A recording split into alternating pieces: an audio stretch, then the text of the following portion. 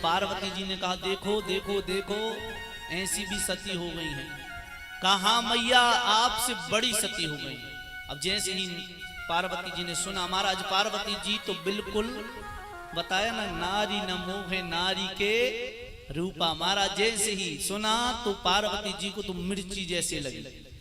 सामने वाली स्त्री खड़ी हो ना, चार नारियां हो और पतिदेव यदि किसी की प्रशंसा कर दे, महाराज बड़ी सुंदर लग रही है, तो पत्नी घर में जाके पूरी क्लास लेगी, महाराज हम तुमको दुर्वासा, हम तुमको सूपनखा लगते हैं, वो सुंदर लग रही थी।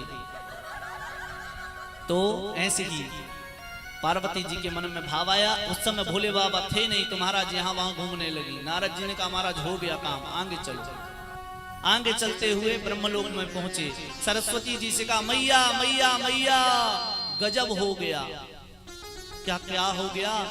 कहा मैया बहुत बड़ी सती हुई हैं। अब सरस्वती जी को भी सारी बात बताई। महाराज सरस्वती जी ने भी सोचा ऐसी सती, अभी तो हम 3 थे, महाराज ये तो संख्या बढ़ने लगी, कल ना जाने कितनी सती हो जाएंगे।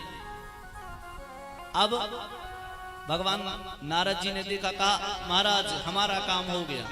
नारद जी आगे बढ़े, जाके नारायण भगवान के यहाँ लक्ष्मी जी से जाके कहा मैया सती। कहा लक्ष्मी जी ने कहा भैया क्या सती? कहा मैया एक सती और हो गई पृथ्वी पर।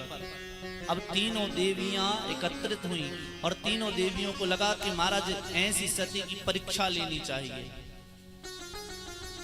अब तीनों ने सोचा कि महाराज परीक्षा लेने जाएं, तो जाने को तैयार हुई, लेकिन मन में विचार आया महाराज यदि सही में सती हुई और श्राप दे दिया तो फिर हमारा क्या होगा।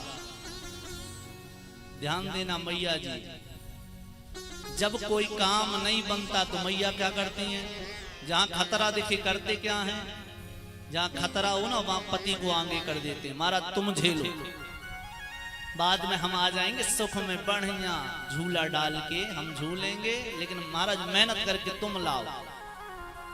तो वैसे ही सती जी ने कहा एक काम करो भोले बाबा आप परीक्षा लो।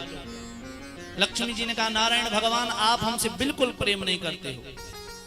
ऐसे ही स्टाइल होता मैयाओं का, तुम तो हमको बिल्कुल चाहते ही नहीं, है ना।